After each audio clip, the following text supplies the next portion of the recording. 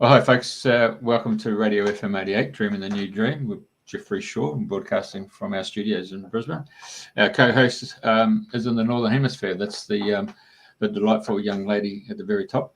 That's Andrena Forrest. And in the middle is our guest who we've had on in December. And well, I have to say our guest created a lot of, warmth and understanding about the world of Sufism.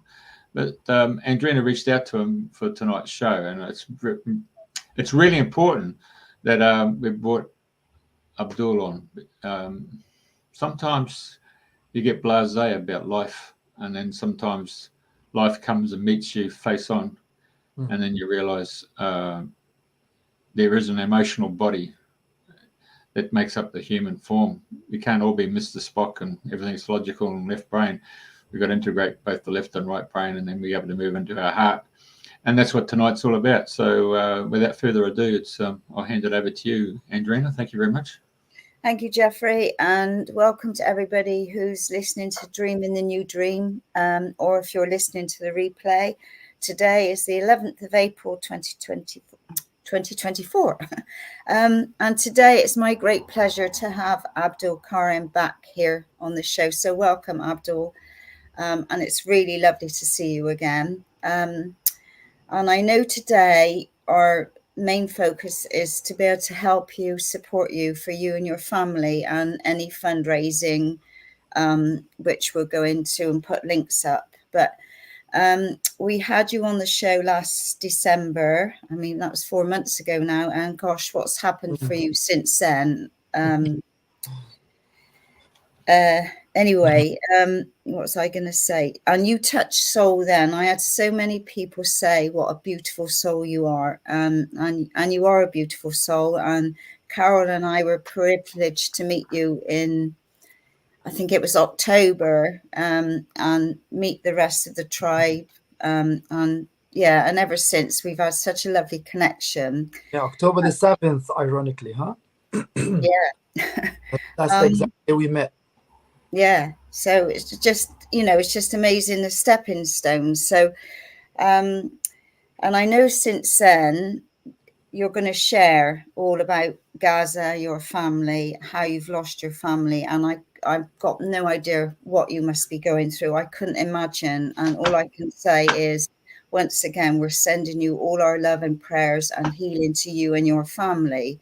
And if there's anything else we can do, please let us know. So without further ado, please, you can start wherever you would like to start, because I know this is going to touch soul for many, many, many people. Thank you very much, Andrena and Jeffrey, for having me here again. Hey, everybody. Good to be here.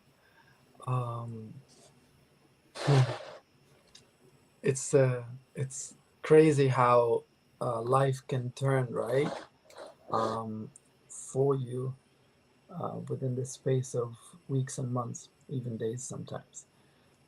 Since my last show with you in December, my life has been turned upside down in ways I couldn't have even think of.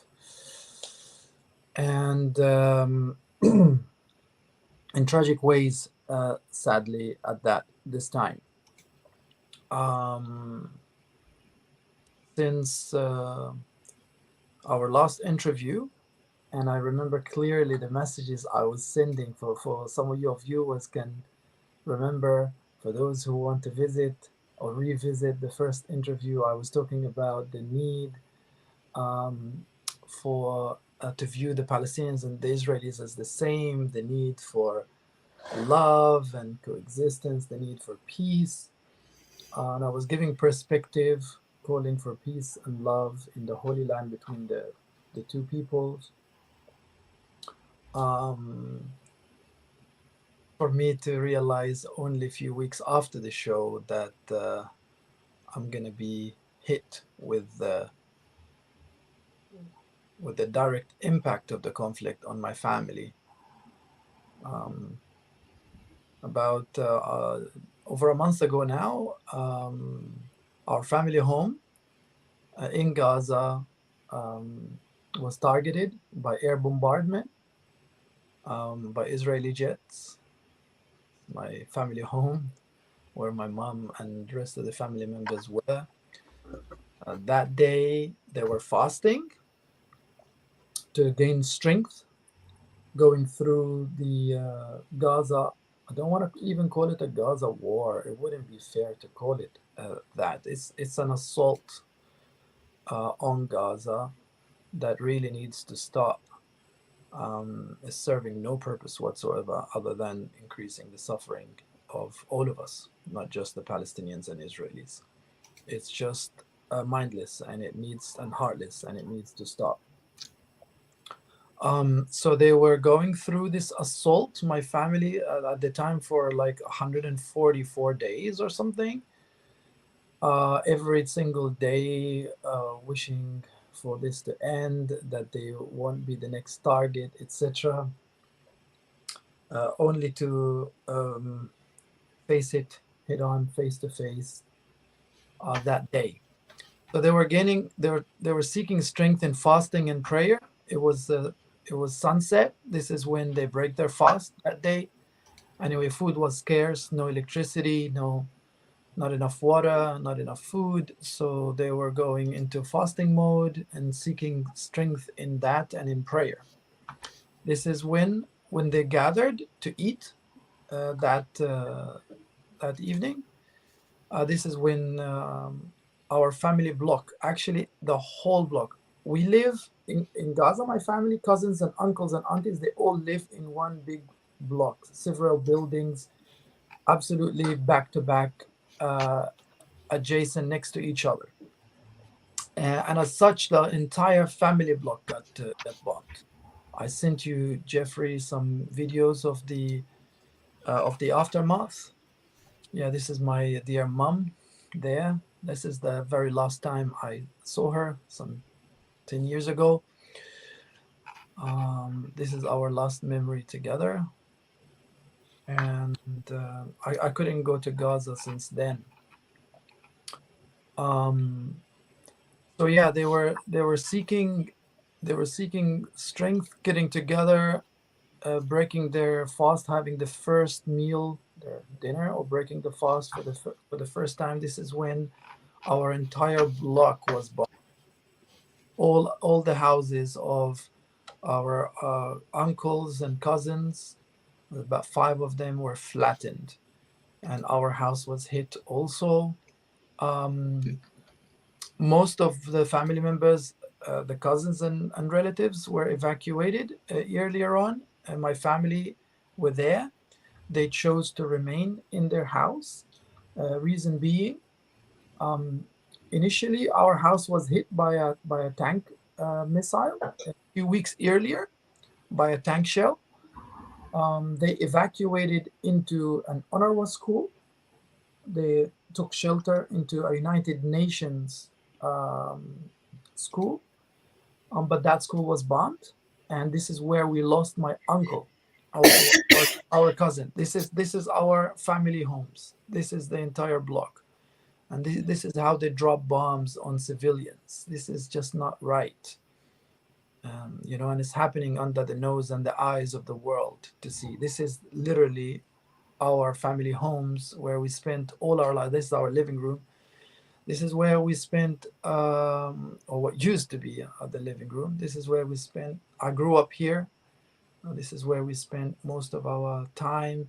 We are now celebrating Eid after fasting. This is the drawing books of the little ones. This is where we would be celebrating Eid, like right now, but my family are now homeless and scattered, and half of them are murdered. So what an Eid. This is my niece here on the wall. She was murdered in this very place. These are all our cousins and uncles' houses. We used to live together in like our little small community. As you can see, everything's flattened. They were injured. My sister lives next door as well, who's married with children. They were all injured, but they survived, thankfully. However, as you can see, Yeah, this is my cousin there clearing the rubble afterwards. My dad and mom. Yeah, this is the last time they visited me in London. The last time I was with them. This is my brother's family here. That's my nephew. That's my brother.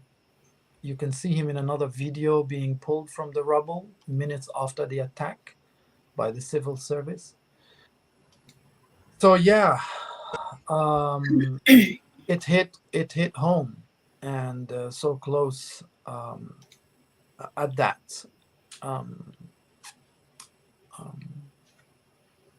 at a moment, yeah, this is the video of the moments after the attack. As you can see, the civil service is just looking everywhere, shouting, "Is anybody alive?" The rubble is on top of people because the floors collapsed on them. This is where they are pulling my brother here. They found out that and his family. My father was there. He survived. That's my brother, as you can see. And as they pull him, if you see, the Quran, the holy book, pops up from his chest, from on top of his chest, indicating that he was reading at that moment, seeking strength and comfort in the holy book. And this is what my sister confirmed, because she survived. She was in the room like a minute before the attack. She just left to grab something from the kitchen for them to eat, and then it was it. That's my brother. That's my brother and my nephew and his family. Yeah, that's my dad, mom. Yeah. Yeah, and I woke up one morning on my travel, and it was on Al Jazeera. I could not believe my family's name was being mentioned on Al Jazeera, Al Jazeera news station, and our neighborhood. And I was like, oh no, is this really happening? You know, is my family on the news? And it was just so shocking to watch the actual footage from our home, from our living room, where TV crews and civil service teams are rushing in, and then there I saw my brother being pulled from under the rubble. I had to screenshot the whole thing. This is the video that I showed you. I screenshot it. It was on the news. And I haven't been there for like more than 10 years. I couldn't, as you can imagine, it's a war zone. And to just see that on the news, your own brother being brutally murdered with the rest of his family, and your own mother like this, is the toughest thing that anyone can imagine. It's the toughest thing anyone can face or come to terms with. And especially when you've, as a family, you've always been calling for peace and love. You've always been, yeah. This is my nephew on the Gaza beach swimming, and with his sister, my niece.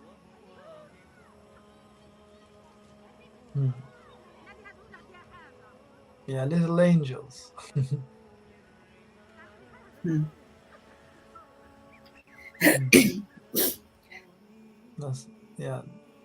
That's her. That's my brother. He was a good tennis player. He actually won the Gaza championship in tennis. Wow. Yeah. He's a sportsman. You know that part of me feels like he wasn't given a fair chance. He's a bodybuilder too.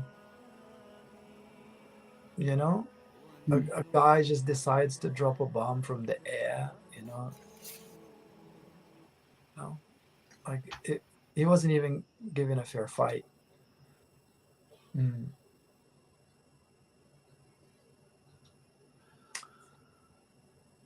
Ooh. That's what it's like, eh? You don't know what to say, eh? Is for me, I mean, your courage and strength to be able to share, because I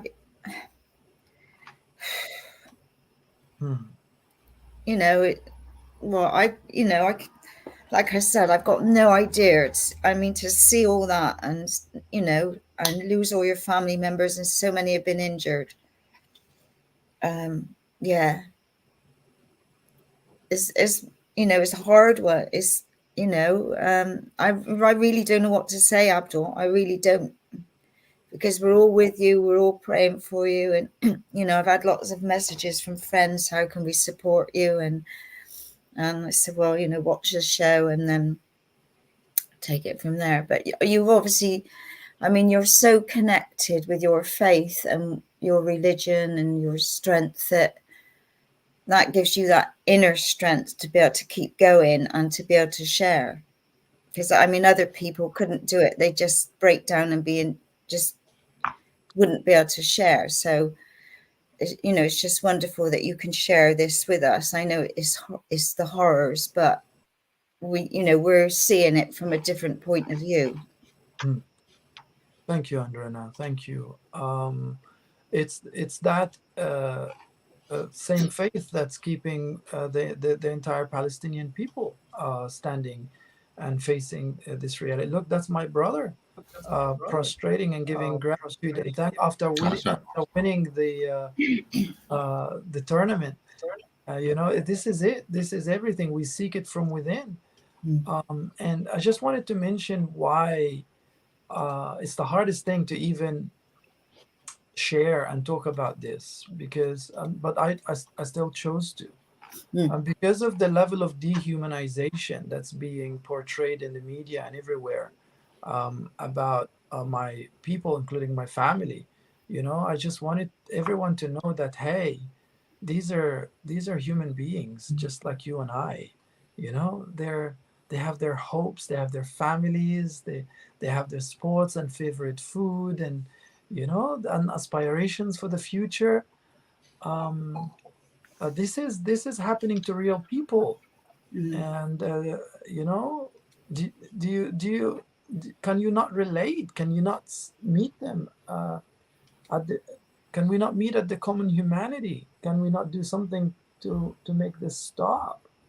I mean, would you want this to happen to anyone you know? Hey, well, you know me now, and here I am. I'm telling you that this is happening to humans, to people. Wake up. You know, this desensitization that we are subjected to is like black magic being pulled on people. This apathy has to stop, because it gives way for this to continue. And if it means that me having to use my family story and bring that forward for people to wake up, be it. I'll do it. I'll bite the pain and do it. And this is the decision I've decided to do. Like, trust me, this is the hardest thing I've ever had to handle. But somebody's gonna have to do something about it. This can't continue. This has every potential, God forbid, to spill over and reach everyone's doorsteps. People don't even realize how dangerous this is. It can easily flare up. It is volatile as it is globally. And this is not just over Palestine, Gaza. This is like major powers are involved there. There's every apparent and hidden power involved there. Jerusalem, this is the Holy Land. This is the Heaven's Gate. This is the center of the world in a way. And so many hands are in this. We're not blind to that. We understand the power struggle and the power dynamics, apparent and hidden. We know the game. We are the natives of the land. And we are telling the world, the humans, the brothers and sisters all around the world, that, hey, this is not just a Palestinian cause. This impacts all of us. The pain in the Holy Land is our collective pain. We have to come together and bring an end to this suffering and this violence. It has to stop. It's embarrassing. It's shameful. And it doesn't serve us. It doesn't serve the common good of our humanity. And don't underestimate your contribution. Any contribution, your prayers, your voice, raising awareness, maintaining peace and love, support in any way you can. In this case, financially, it's needed for me to be able to rescue my family now, because half of them are still stuck in that situation. Since the attack on my family's home, we lost 5 other cousins in other areas. Since then, it's ongoing by the day. It hasn't stopped for the last 6 months. Anything could happen. My father was injured. He was in the same room with the rest of the family. He was severely injured, and now he's recovering, but he's under immediate threat with my sister, brother, and other sisters as well, and their children and family. I have 19 family members to evacuate, and it's not possible to evacuate. Like, no one is given either the freedom to evacuate. You have to pay the Egyptians $5,000 to $10,000 per adult to evacuate them. And this is the only way. Israel has blocked all the borders, and Egypt too. And the only way is through Egypt with money. This is otherwise, 2.2 million people are stuck in that small enclave called the Gaza Strip, and it's being bombed for 6 months. More destructive bombing power than Hiroshima 3 times combined over the past 6 months. This is insane. Imagine the level of terror that's inflicted on the children, the women, and the people, and the vulnerable. Majority of the people who get killed are women and children. What are we doing here? What are we trying to achieve? There's nothing of the declared war aims are being achieved, other than the killing of innocent civilians, mainly women and children. More than 30,000 people. They say 20,000 people are missing under the rubble with no possibility of getting them out. So why are we talking about 50,000 people being slaughtered like this? Statistically, more than half of them are children and women. Well, the majority of Gaza are underage children, really, now. And it's the most densely populated area on earth. Look at this. That's the Gaza Strip. It's only like 15 miles by 10 by 15 miles. Right? It's like a couple of boroughs of London. And there's 2.2 million people there. And then you're dropping these bunker busters on them? Come on. How can this be allowed? And I understand the complexity of the situation. I understand it. But nothing can justify that. There has to be other solutions. Yeah.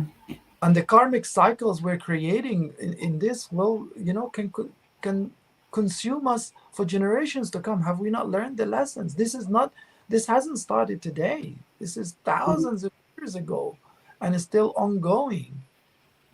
Somebody has to intervene. There's massive ancestral baggage here that needs to be liberated. So I call upon all the healers, the shamans, the gurus, the druids, whoever, the sheikhs, the Sufis, everybody that's able to work with this. Please, we need to liberate this cycle, or these cycles. We need to amplify our prayers and send love and healing to the region. Immediate ceasefire. We have to achieve that. Otherwise, this has every potential to spill, and there is enough dark in the world right now that's actively working towards this being spilled over. This is the Gaza Strip. Look, on the Mediterranean. If that spills over, if Lebanon is involved already, if and other forces in Yemen and Syria, etc.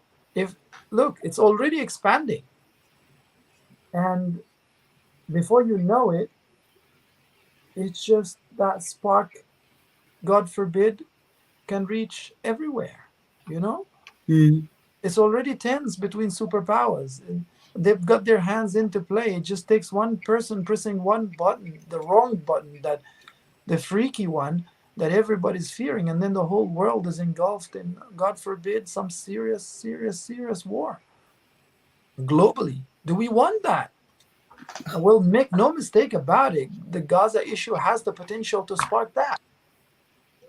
We gotta stop this. This is gonna reach everyone's doors otherwise. I'm really sending an SOS signal from here to anyone's listening. Where is the sanity? Or are we only learning the hard way? My family had to bear the brunt of this fully. I don't want any other family to do so. We have to do something about it.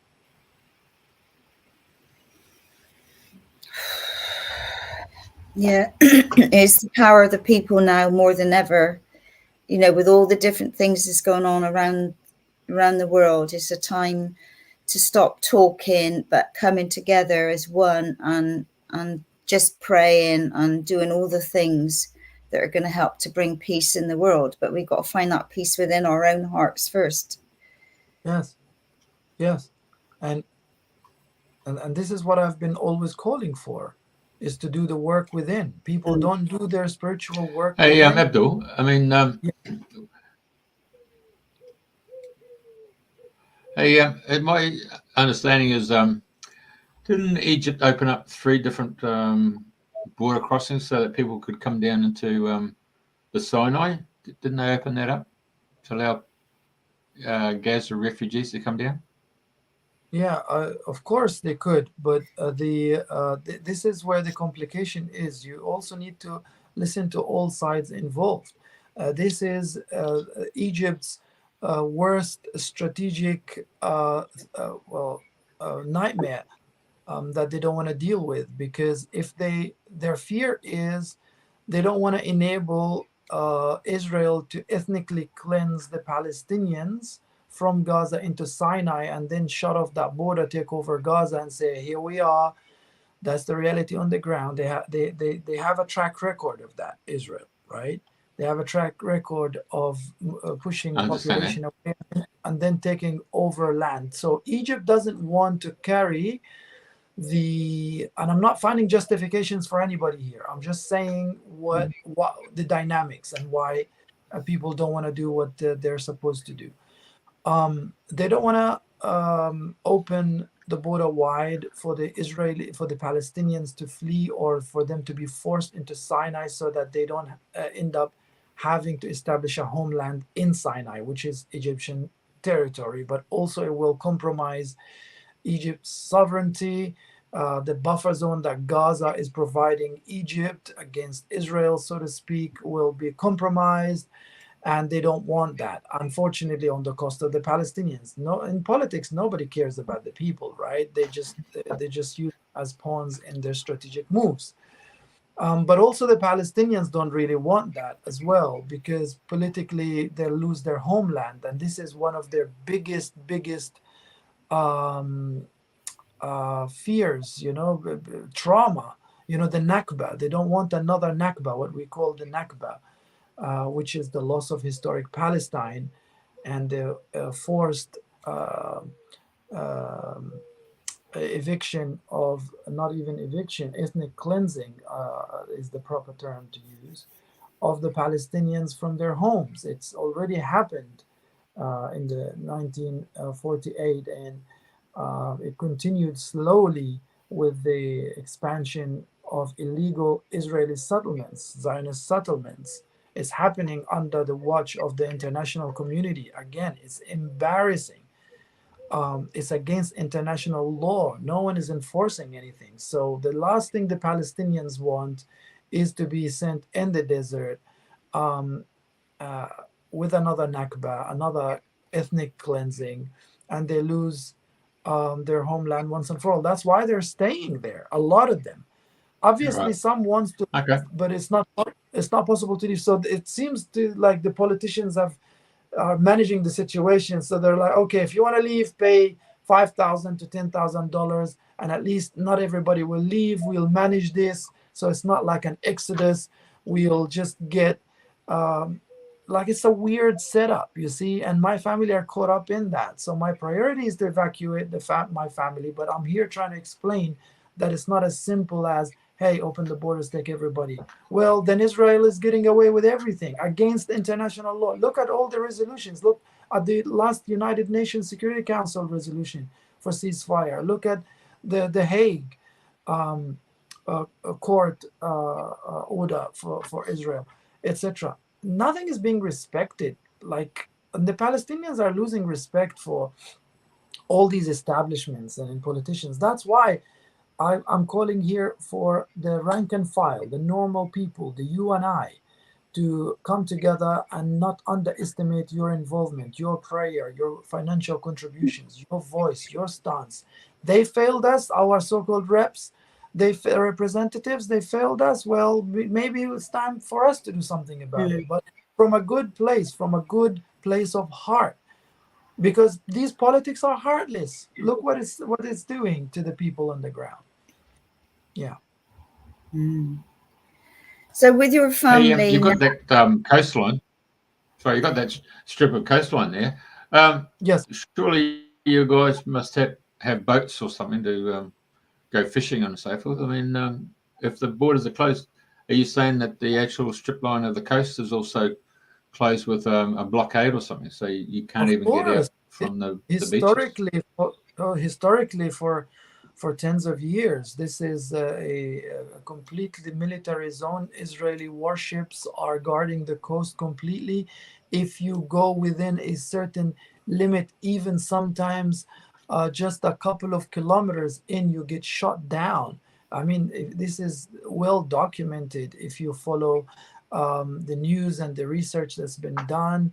I personally, when I was in Gaza, I was for 2 years with a Finnish researcher doing research on the Palestinian coast, on the Palestinian fishing industry, and they're shooting them down constantly.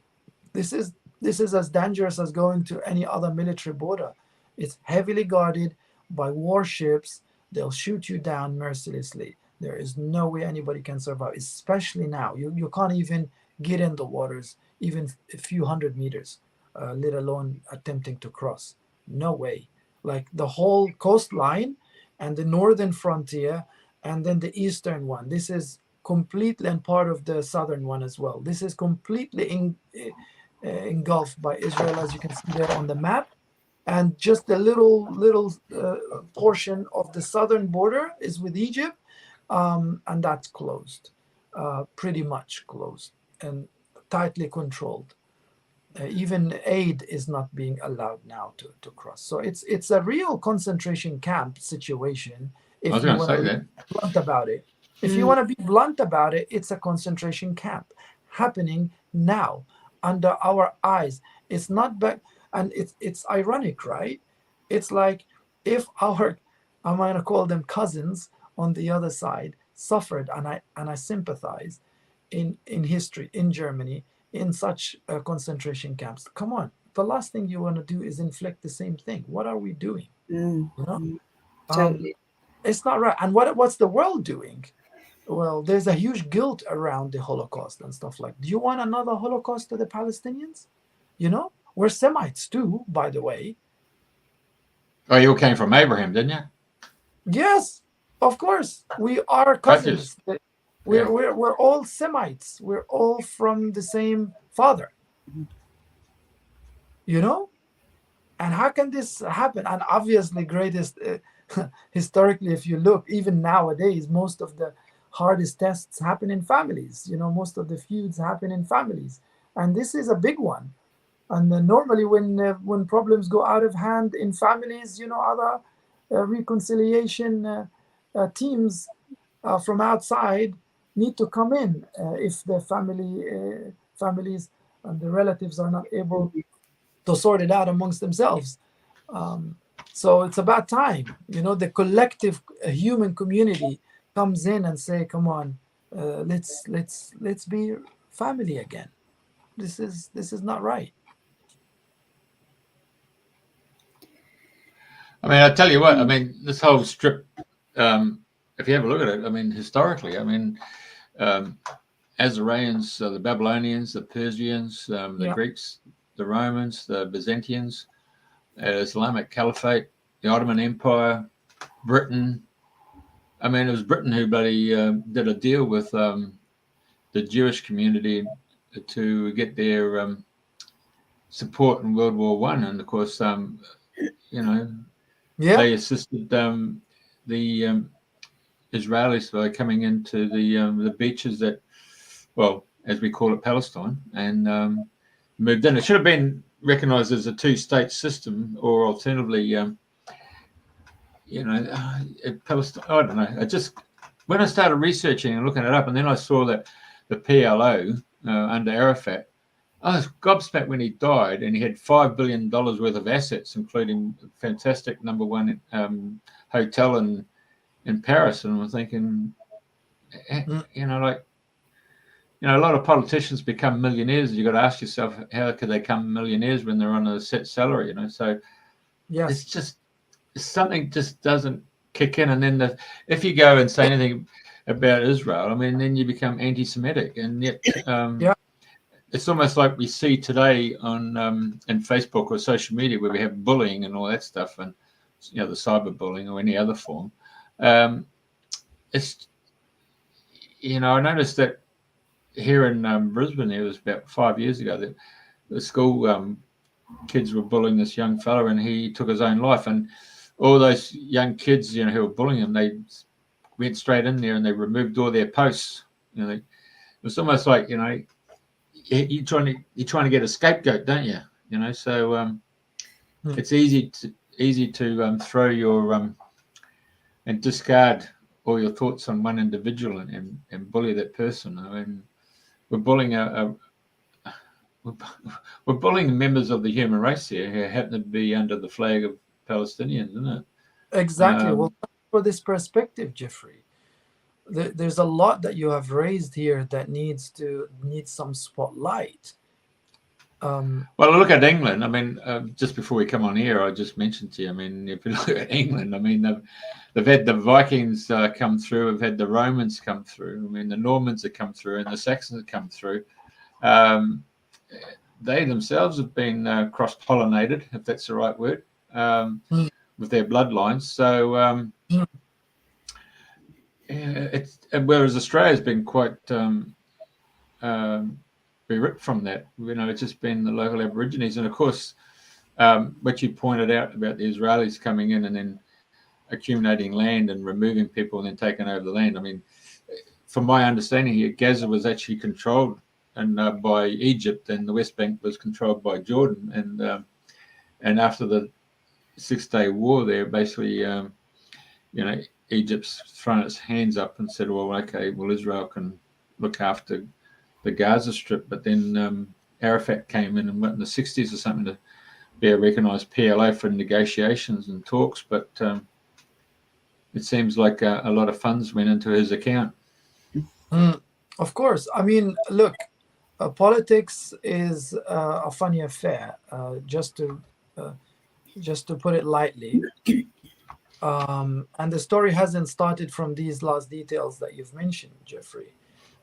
Yes, the Balfour Accord, Britain basically historically signed off Palestine to the Jews, and started this current episode of suffering. But again, the story doesn't start there. You see, as you were mentioning all these details, I was just going, I zoned out a little bit, and I was like, look, this is the politics of divide and conquer, divide and rule. And no matter what the faces are, no matter what the sides that are involved, it's the same policy being enforced. Be it the colonial Britain there, or before that, or all these occupations that come and gone over Palestine, from the Crusaders going back to wherever you want to go back to in history. Palestine has always been a passage a passage route to all these warring civilizations. And if you look into the politics of it all, it's all based on divide and rule and creating as much mayhem, suffering, and pain as possible, which begs the question, who is there to benefit? Who's behind it all? It's just different faces, different phases, different timelines, but the same tactic, the same aim. So there is, to me, an indication of a particular energy, a particular force that is enforcing the same strategy, right? Using different faces.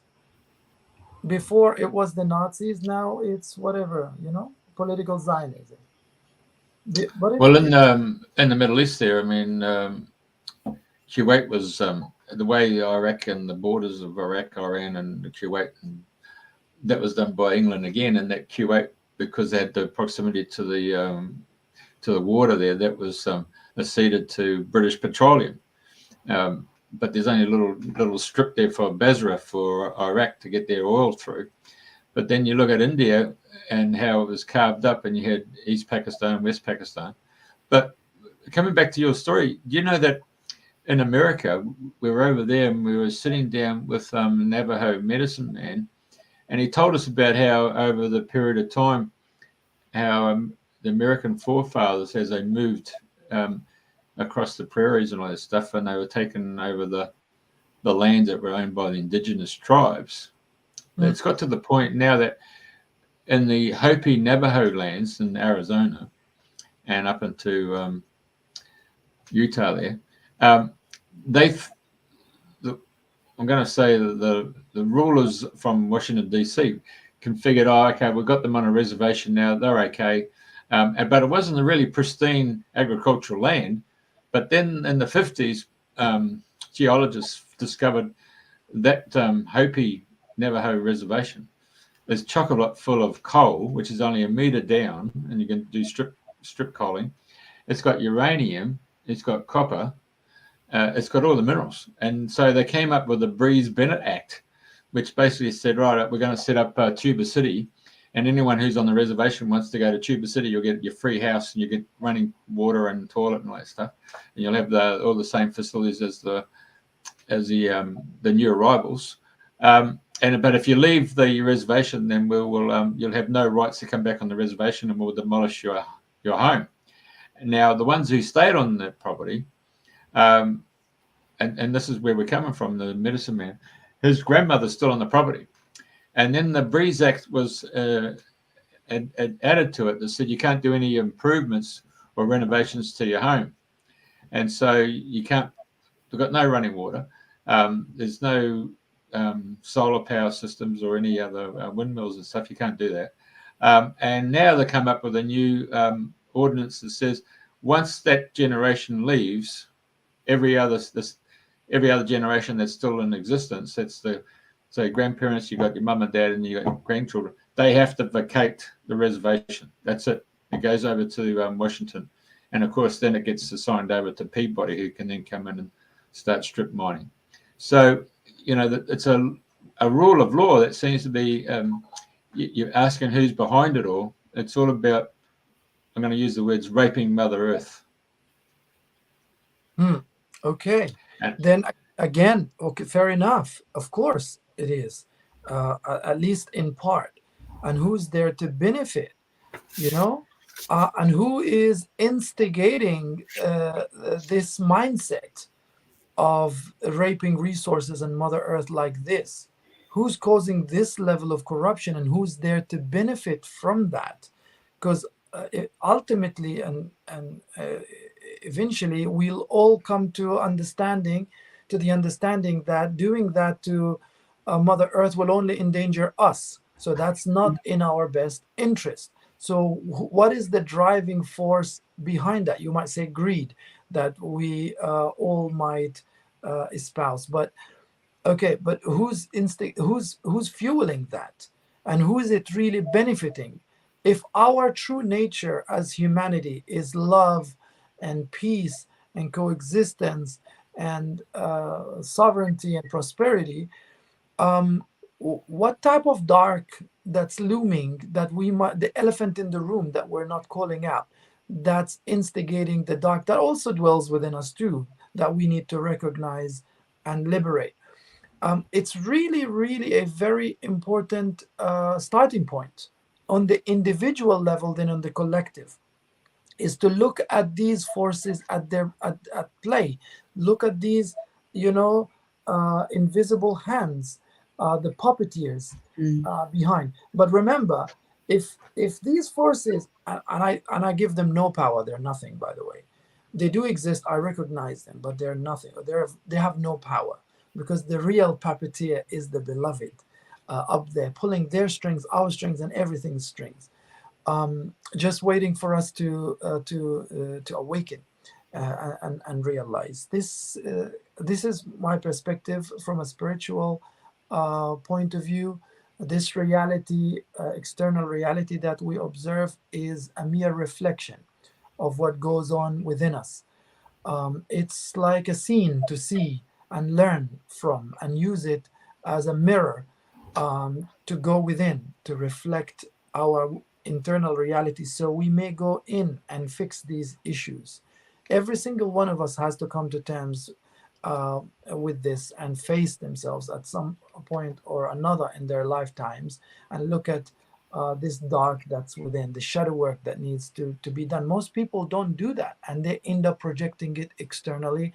And as such, you have these wars, and as such, you have these forces, these dark forces, using our weaknesses, using our apathy towards the spiritual work that we need to do within, and they manipulate it and gain power, because the power is in our hands. It really is. Certain beings that might be involved, certain dark forces in the shadows that might be pulling some strings, they need humans. They need us, because the power is in our hands.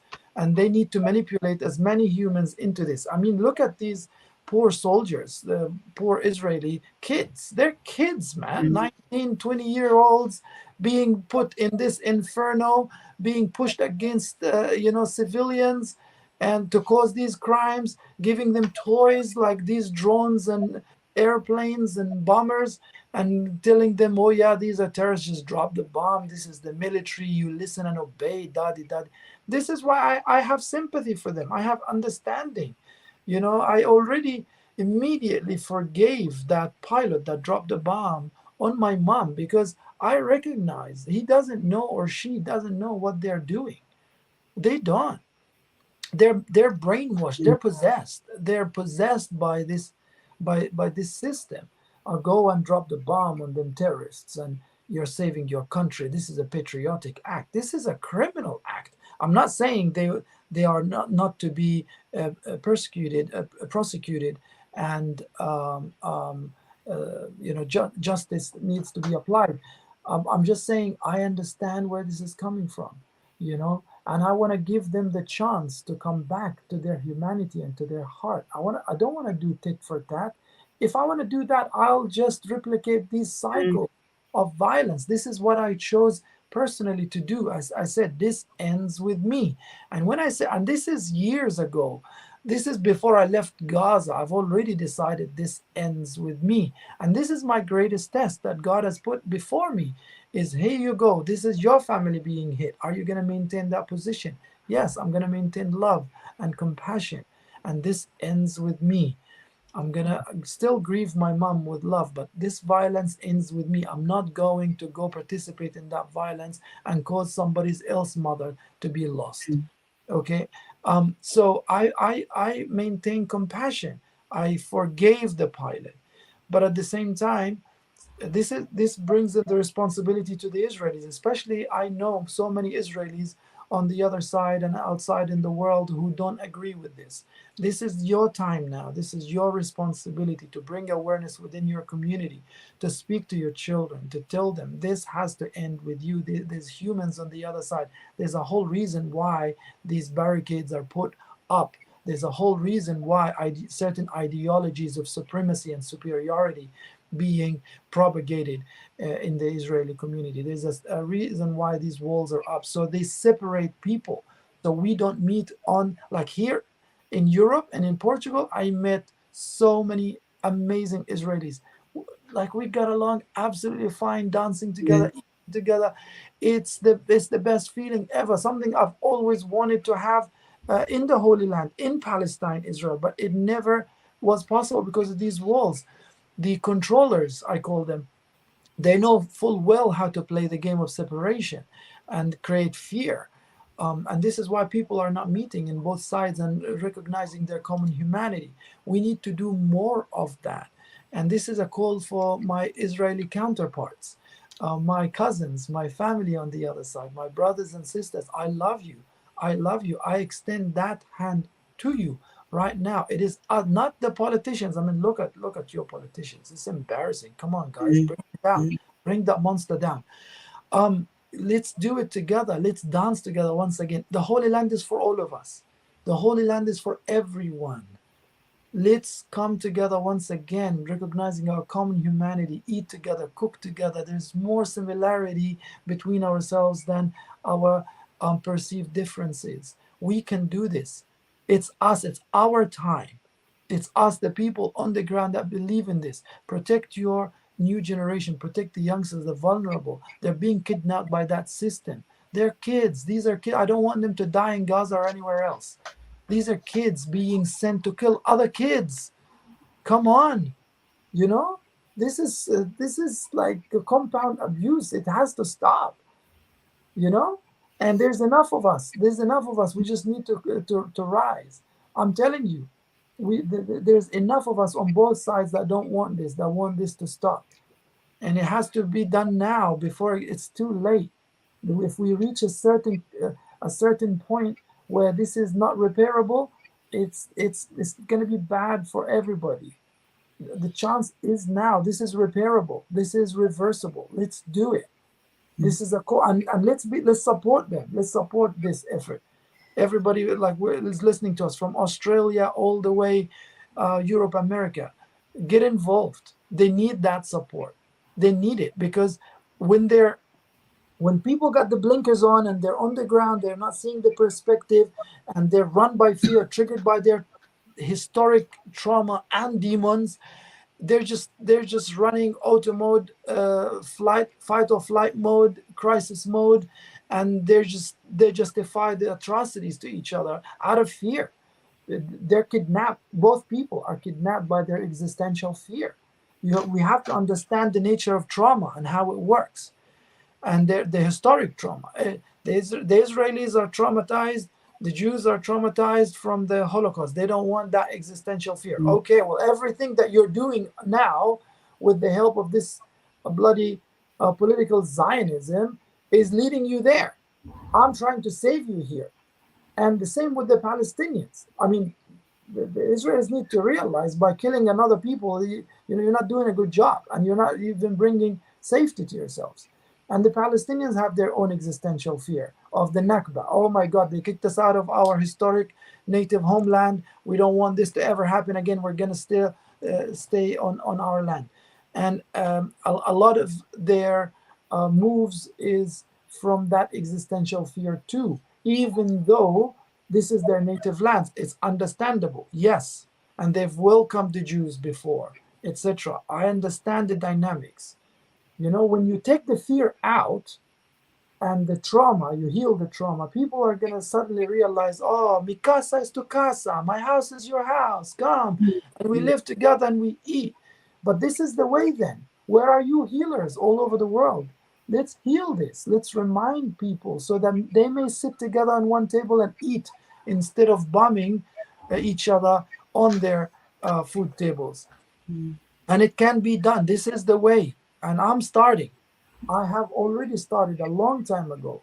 And I'm more determined than ever, despite my absolutely tragic personal loss. And I call upon people on the other side and everywhere in the world. Get involved. It's the time. This is the way. Let's go through this fear. Let's liberate that fear. Let's liberate that trauma. Let's release that trauma for both people. we can work at the collective, when we can work at the personal. It's possible. And it's us that needs to do it. Don't leave it in the hands of these non-credible politicians.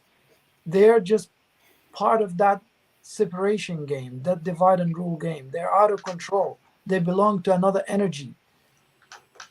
Well, we've actually seen it with China and Tibet, the same game plan that's taken place there, and the slaughter of unmentionable number of monks, and the beating of the drum to take Taiwan.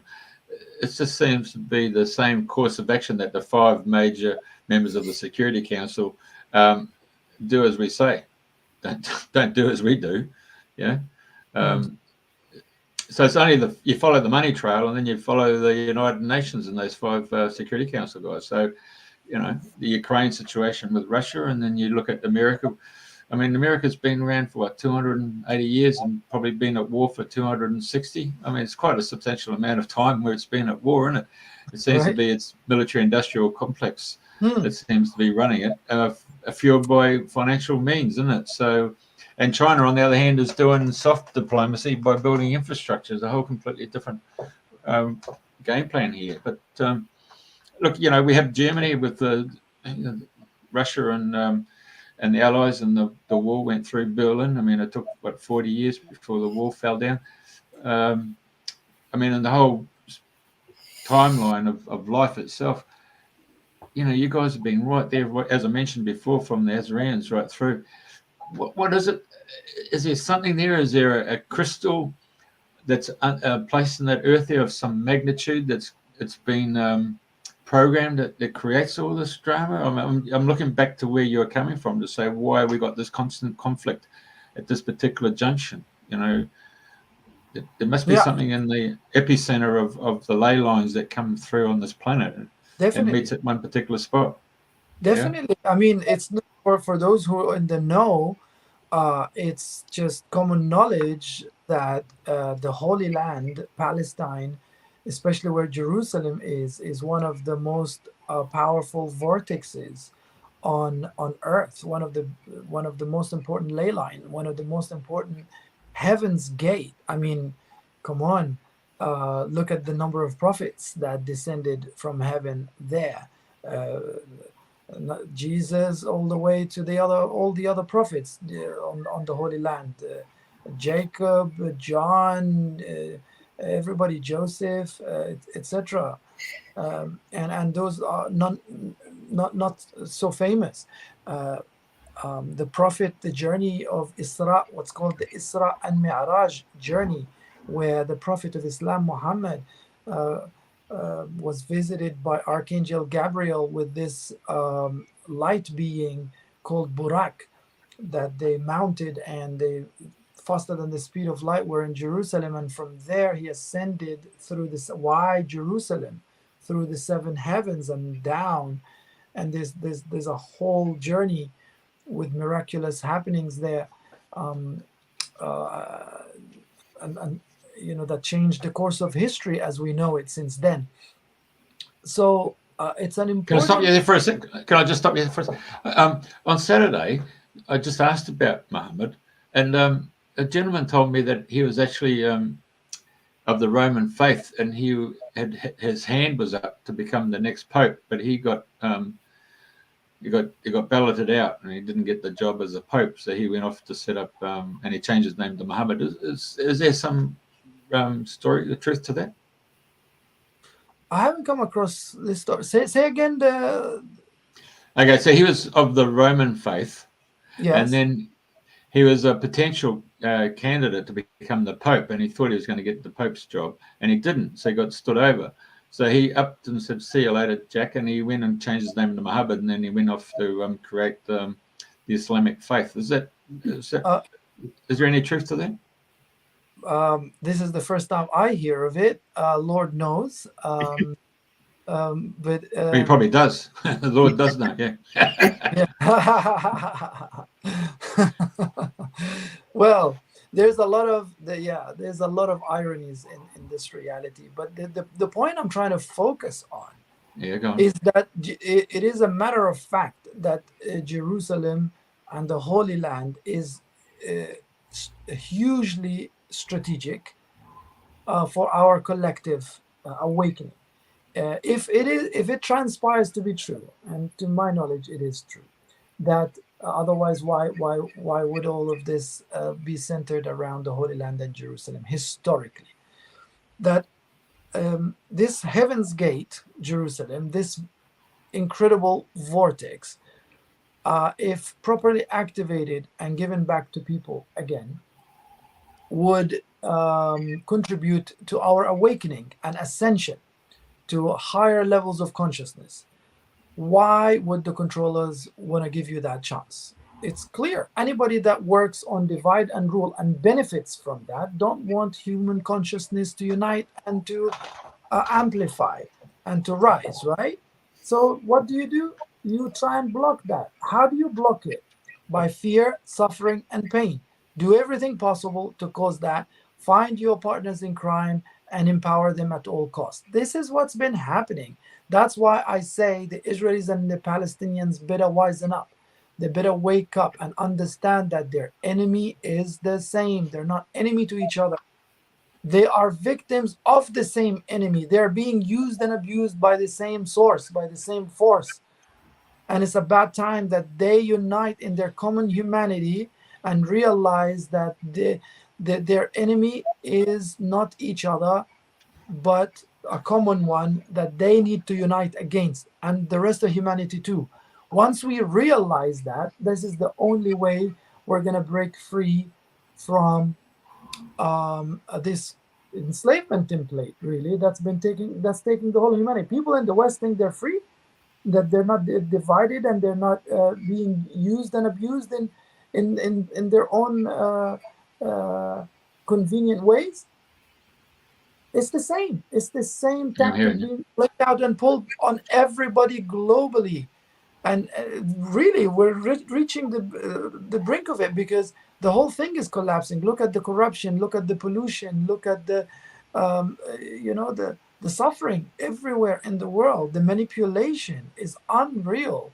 And believe me, it's this again. It's the same force. It's the same side that is doing the troubles everywhere. In Palestine, is doing it everywhere. And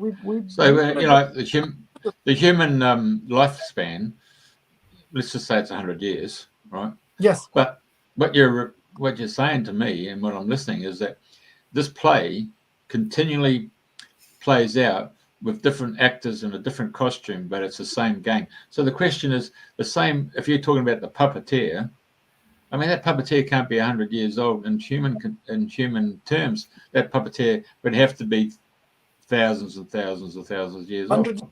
100%. And we in our lore, in our tradition, we're quite versed, if you will, on these beings that live for thousands of years and that pull these strings. Of course, we call them the world of the jinn. And we can get into that. I don't know if that was the scope of the show, but what I can touch upon it just very loosely for now. I'm happy to have a separate show for this, but there are beings in this existence that want to remain hidden, so they're not exposed, and they live for thousands of years. They're shapeshifters. They take different forms. You might think that they are the next human next to you, but they're not. They just shapeshift. And they live for thousands of years. They understand humanity more than we understand ourselves at the moment, or most of us. And they are repeating the same game, the same cycles, the same tactics, different places, different timelines, different costumes, basically, same old trick being pulled on all of us. And it's just, come on, let's just, let's the elephant in the room, let's call it out for what it is. And it's using humans. It's everybody's saying, it's money, it's to do with petrol, it's to do with gas. That's why they're doing that.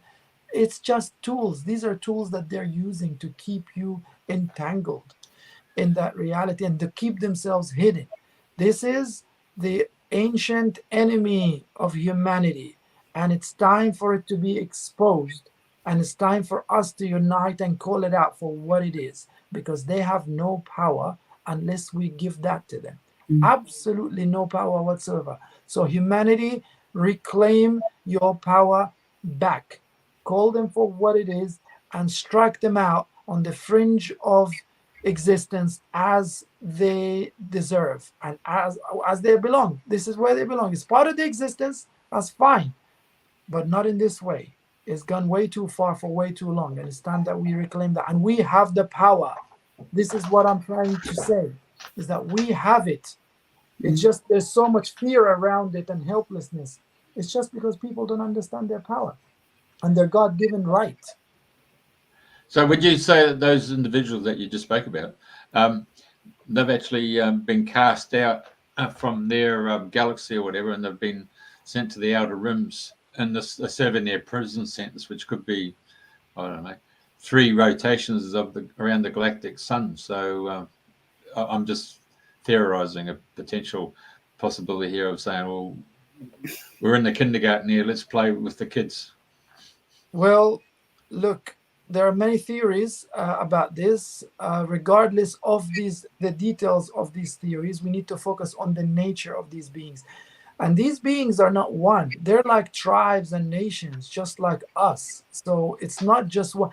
There's one class within these beings and entities. This is the nefarious class. This is the dangerous one. And this is the sworn enemy of humanity. But these beings, they come in different forms and shapes. Some of them are actually friendly to humanity, and they want also our best interests because it matches with their best interests. So it's not black and white, but it's the nefarious ones, the dark ones of them that are sworn enemies to humanity. These are the ones that are problematic. In fact, we can work with these beings that have common interest with us. There's nothing wrong with that. And they're waiting for it in many ways too. And they're on standby. They're just waiting for us to awaken and reclaim our divine right and our power and work together for the common good, and then strike these nefarious little beings out to the fringe of society, to the sidelines where they belong. That's all it is. Then game's over. It's as simple as that. It's just we need to awaken, and they're doing everything they can, everything they possibly can, to stop us from having this knowledge and having this power back, and to keep us forever divided and turn our attention and power against each other.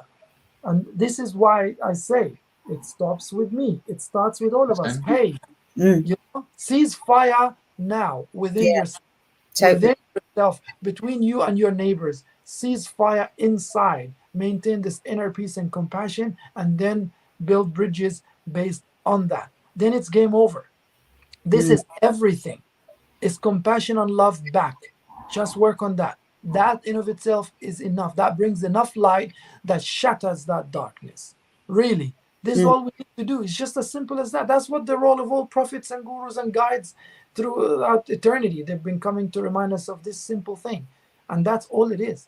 Because the only power that these dark beings have is a power of temptation and insinuation. That's not even a power, because you have the choice to refuse that temptation and to refuse falling into fear. It's just a calling. They call you out, and then you say yes or no. Don't fall for it. Maintain your sovereignty, your own power, your own love, your own heart space, and then they have no power. It's as simple as that. Defeated. They have no power over us. All the traditions, the Quran and all the tablets, everything that's been telling us the same thing, right? And they have different names, different descriptions, and different traditions, but it's the same beings, the same entities, and they have been let out over the past 60 years. This is why over the past 50, 60 years, if you notice, there's a huge, decline in everything, basically. And that's to do with them, because they were unleashed. They were unleashed. They were imprisoned. They were contained before. Over the past 60 years, they've been unleashed. That's why the corruption has increased dramatically at every sphere of life. And now it's coming to an end. Now is the end.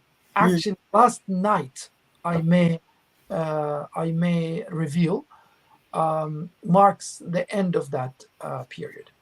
It's over for them. Love and light for everybody. We just need to reclaim it back, and job is done.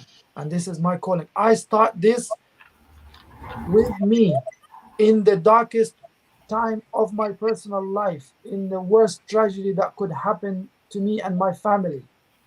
I maintain that position, and I call upon everybody in their own individual tests to maintain that position, and we all go through it. My mom is not dead. She is alive. Her blood hasn't been spilled in vain. Her soul consciously chose that. It's the biggest sacrifice that she could have done. She's my biggest hero. I'm forever proud of her. She chose that path to sacrifice herself as an offering for love and compassion, because her blood is going to serve as that rain of mercy to extinguish the fire that's raging in the Holy Land. She faced it. Look at that courage. I'm just going to give this tribute to my mom. Look at that courage. She stood there in that fear, in that pain for 144 plus days, every single minute expecting the worst. She was told to evacuate. She did listen eventually, and she evacuated into an UNRWA school. They got bombed yet again there, and my uncle, my own uncle, in front of her eyes got killed, and his son, my cousin. So my mom was like, you know what? There's nowhere safe. We might as well stay in our homes and die in dignity as oppressed people. Then we go back to the Lord, and maybe from there, from that position, we might contribute to a better Holy Land. I mean, you guys come straight out of Star Wars. I mean, you guys are fighting the bloody Emperor and Darth Vader, and you know you're the Luke Skywalkers against this big monolith of a military-industrial complex, isn't it? Well, the Palestinian souls, they're known historically. My natives, the Canaanites, my ancestors, the Philistines, we have come here for this, and we don't shy away from that. In fact, I dare say that the key is in our hands. We hold the key of liberation. We hold the key of liberation for the Israelis themselves, from themselves. They're on a self-destructive mode. We hold their keys, and we're going to do it. We're going to save them from their own selves, from their own cycle that's consuming them. And we don't shy away from that. We say it out loud. We know the position we're standing in, and we're going to hold it for both people and for the world. You know? Our souls have come for this, and we welcome this completely, wholeheartedly, no fear. We are here with a brave heart, but with a loving and compassionate heart at the same time. And we're not gonna and we'll stand in the face of the worst adversity, smiling. Look at our people.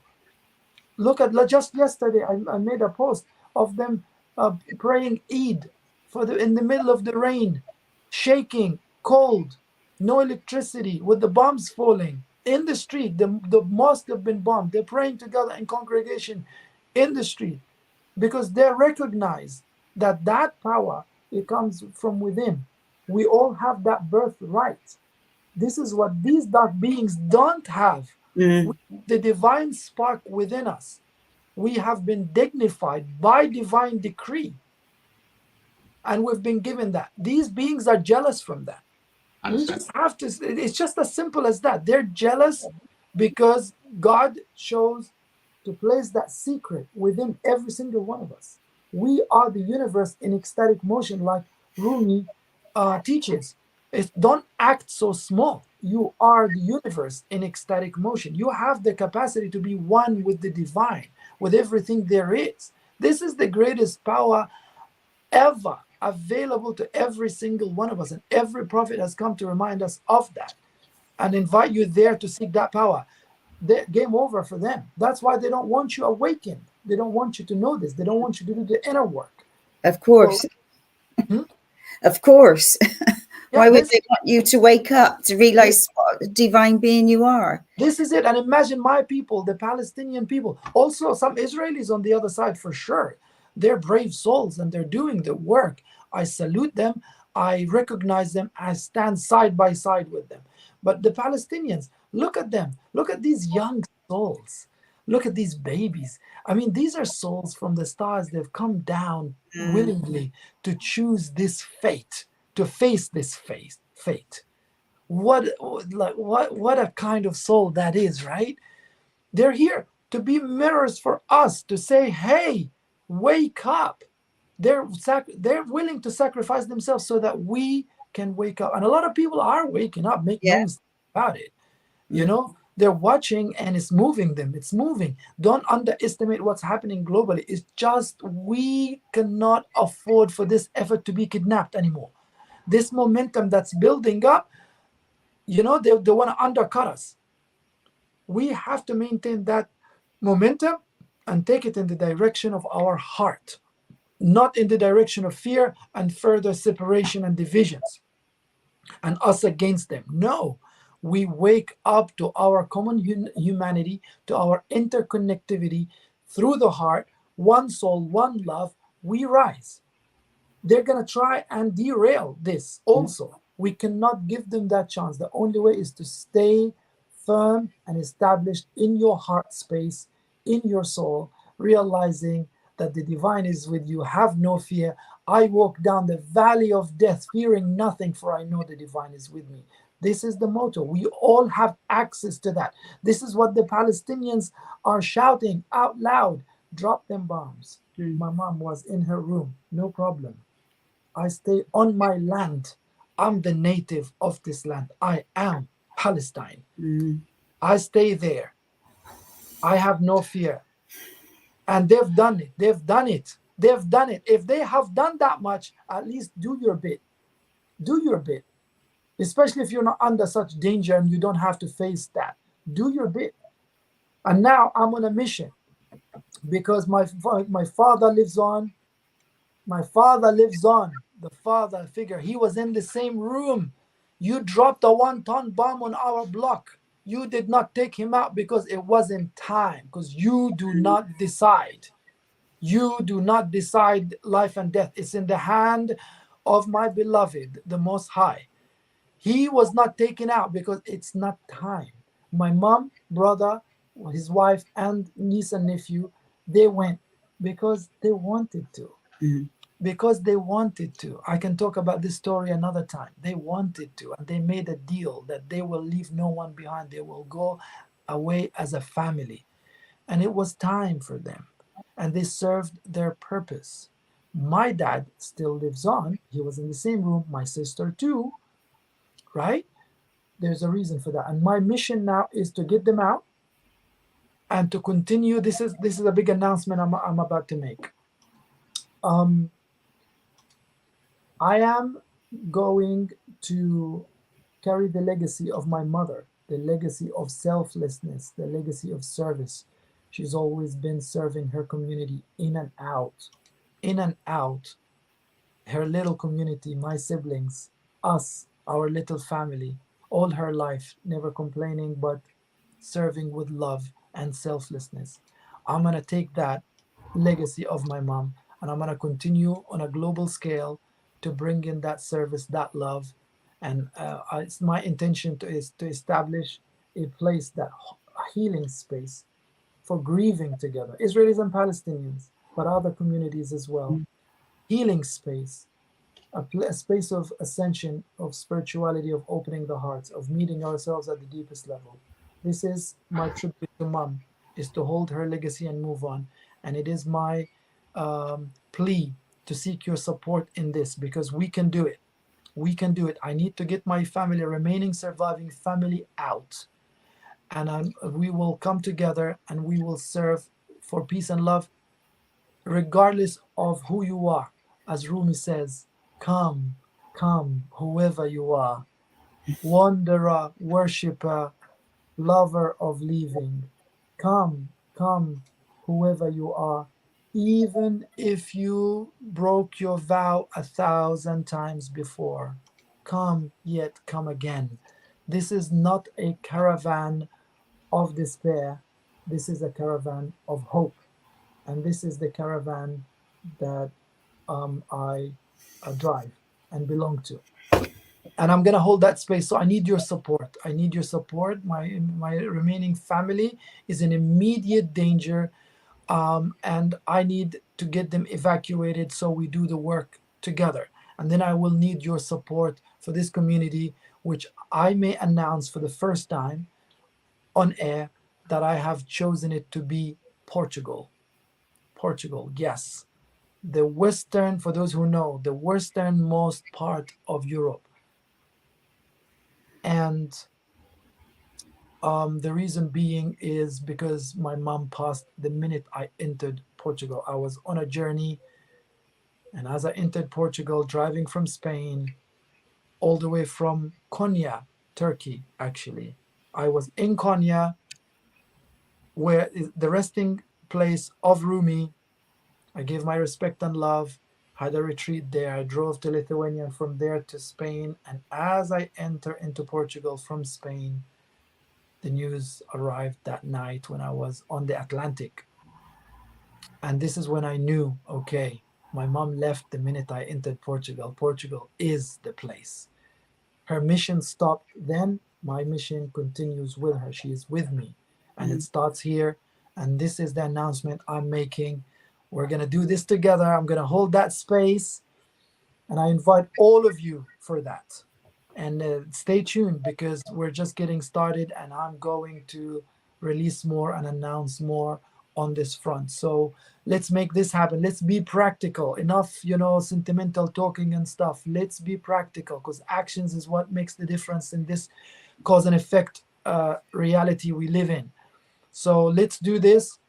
I call upon you to support this with all your heart, financially, or by your prayers, or by your own effort. You're welcome.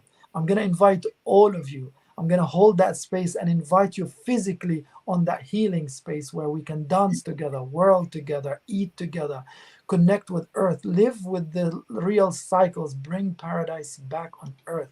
We start with ourselves and with our community, and before we know it, the world at large. This is the way, and I give my life to that. Hence why I seek your support. One step at a time. Let's get our family rescued from Gaza, and let's build this community, and let's contribute.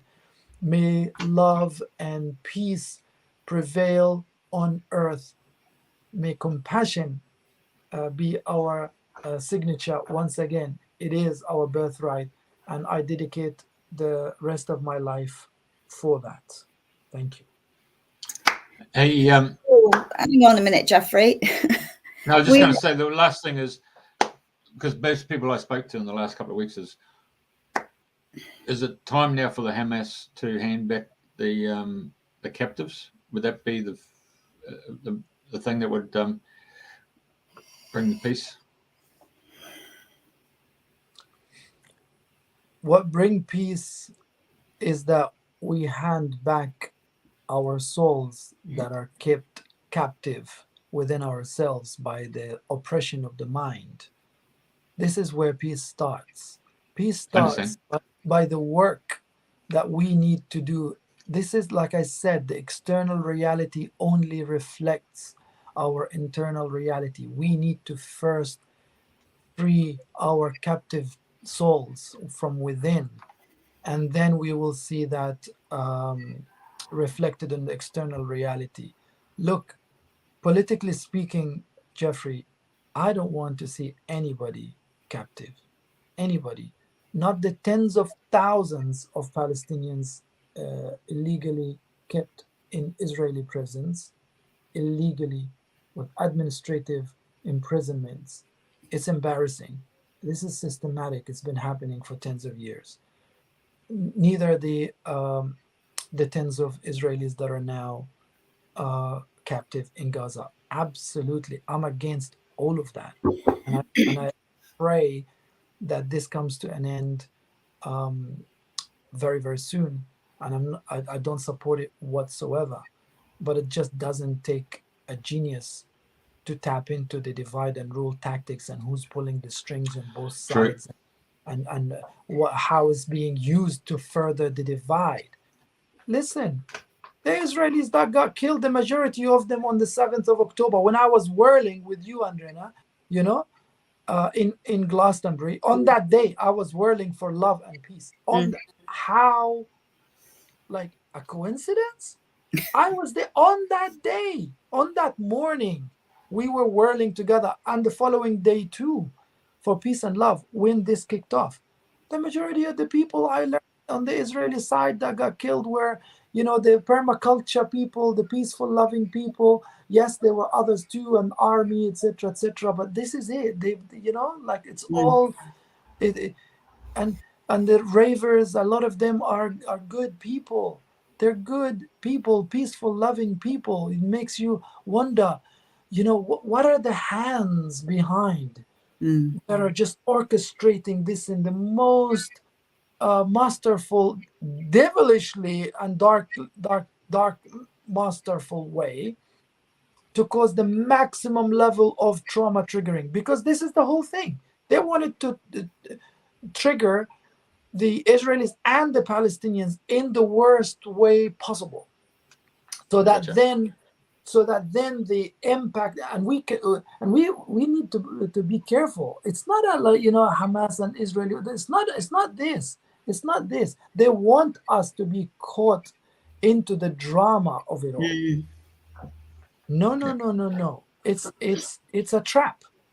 It's a trap, and that we must be careful with. And again, put the attention on the elephant in the room, on that dark behind the scenes that pulling these strings, and let's not fall for it. Yes, I'm gonna call for peace and love and for the release of all kidnapped people, and I'm gonna call for peace and love in the whole Holy Land, and that's what we're gonna maintain. And I genuinely wish that the Palestinians did not have to resist, did not have to pick up arms. I'm against militarization of the Intifada. I've always been. I've always told my people, be careful. Do not fall in the trap. Do not go into that. It's a big trap. Maintain peace and protest, or peaceful resistance, if you will. Maintain your humanity. Don't be dragged into the militarization of your struggle, because that's exactly what the dark wants. And then boom, it's out of control. Yeah, but the next act in the play is the reconstruction of Gaza. So everybody's saying, oh, there's money there to be made to rebuild it and put the sewage systems in, the IT systems in, and the water systems, and all supermarkets. They're all going to see the big dollars and say, oh, okay, here's the benefit. Yes, but look, Jeffrey, how about the reconstruction of the whole Holy Land on compassionate grounds, on cohesive grounds? How about the reconstruction of people's infrastructure within? You know, where is the compassion and love? How could it be that a human being reaches a level of pressing a button to drop a bomb on clearly visible civilian targets that they see and they find justification in that? There's something seriously wrong here within their construct, within their mindset. They're literally kidnapped by that energy. So how about reconstructing that first? Then it stops. It's like, look, the mess is gone too far, and the mess is big. And we can't get lost in, wiping out or plowing the sea, or cleaning or patchwork. We have to, sometimes, unfortunately, life has to play out. It's gone way too far, and certain things need to, unfortunately, play out. And we have to bite our tongue and on the pain, hold on the pain until it settles. It settles down and works itself out, and then at the same time we work strategically on the grounds I've mentioned before. If you want a strategic intervention that works and lasts for the common good long term, I just shared my strategy with you earlier, and it's not the strategy of the politicians. This is, we will just get caught into that, and it's again, it serves the whole overarching rule of divide and rule, you know. And we can't contribute to that anymore. It's just we have to stop acquiescing, even at the mental level and the emotional level, and we have to bring in a different reality, and we are part of that. It's the new earth that we're building. You know, we are in the greatest time of history. Yes, absolutely. We are in the time of change now, and we're all, I mean, you're a warrior of light, of love, of peace. We're all behind you, and we will support you, and we will share. And I know many of my friends and healers will all do the same.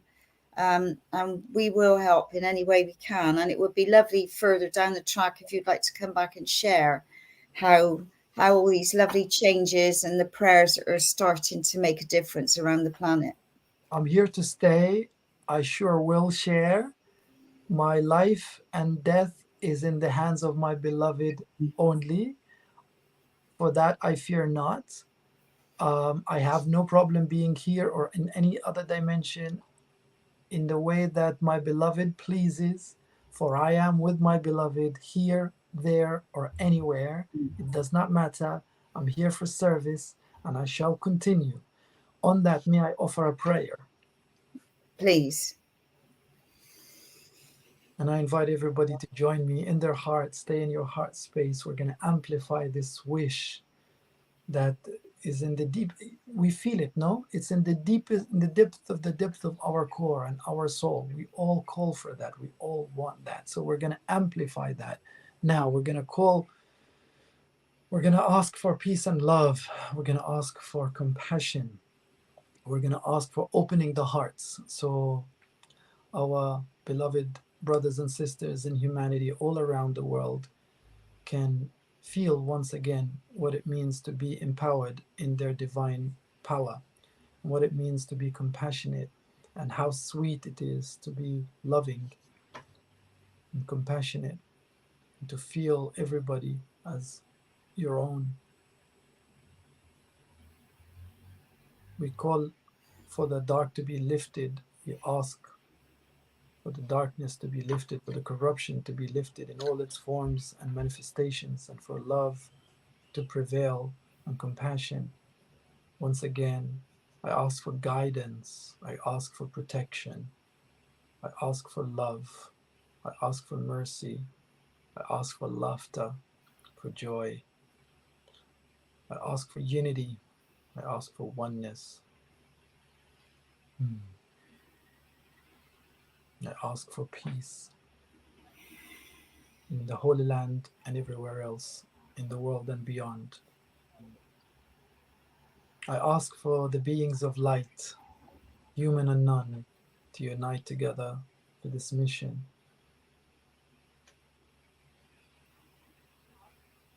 And I ask for everybody to contribute within their capacity in any way, form, or shape they are called to when they connect in their heart.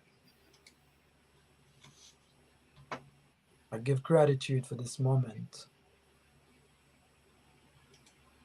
I give gratitude for this greatest journey of a lifetime. I give gratitude for all the souls that sacrificed and that taught us to sacrifice time, effort, energy, money, resources, and their lives to give us the opportunity to have this understanding and have this moment. I give gratitude to all of them, to our teachers, to our parents, to our coaches, our children. I give gratitude to the plants, to Mother Earth, to the animals, to the beings of light and love. I'm even grateful for the role the dark has played in showing us the light, for without the dark we don't know what the light is.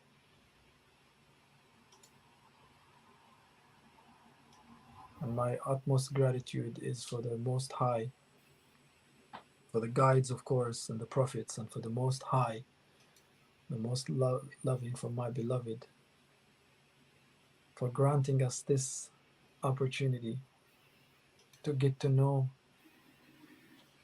him the divine, the beloved in this way, in this time, on this earth. I recognize and testify that nothing exists but the beloved, the one, the source, the most compassionate, the most merciful. It is not a he or a she. We call in Arabic and Aramaic too. Jesus used to call him Allah. It's the only word that doesn't have a form of a female or a male.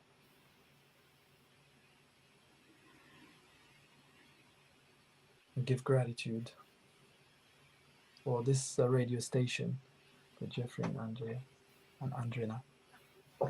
Thank you so much, and I give gratitude for the listeners, because together we amplify this, we are one, and together we arise. I pray for that. Ameen. Allahumma salli wa sallim wa barik ala man ismuhu Ahmad. بجاه نبيك المصطفى وبسر سورة الفاتحة. اللهم صل وسلم. بسم الله الرحمن الرحيم. الحمد لله رب العالمين. بارك.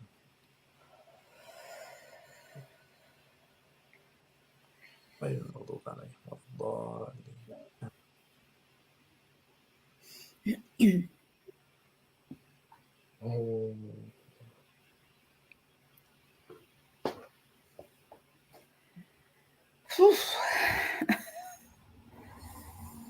That last part was in Arabic, just for those who... No, guess that. Well, thank you so much from heart and soul for what you're doing and what you're sharing, and to all your family members. And it's been an absolute pleasure to have you on the show again. So thank you so much. All the love, Andrena, Jeffrey. Thank you so much. Thank you for the listeners. And until next time, I suppose, unless you wanted to conclude in your way. Yeah, no, it would be lovely, eh? Yeah.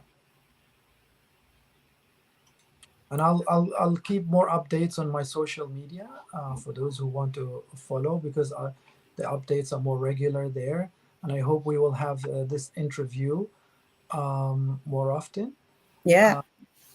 But until then, almost on a daily basis, I keep updates both on Facebook, under there on the screen, under Abdul Karim Vibes. Also same on Instagram, but probably more active on Instagram, but both. And maybe I will establish other platforms as we get along. Currently, my most urgent campaign is... again, as a reminder, is for my family, the immediate rescue of my parents. There's a link on the website. You can find it in the bio of my Facebook and Instagram as well, where you can contribute. This is unfortunately the only way at the moment to get them out.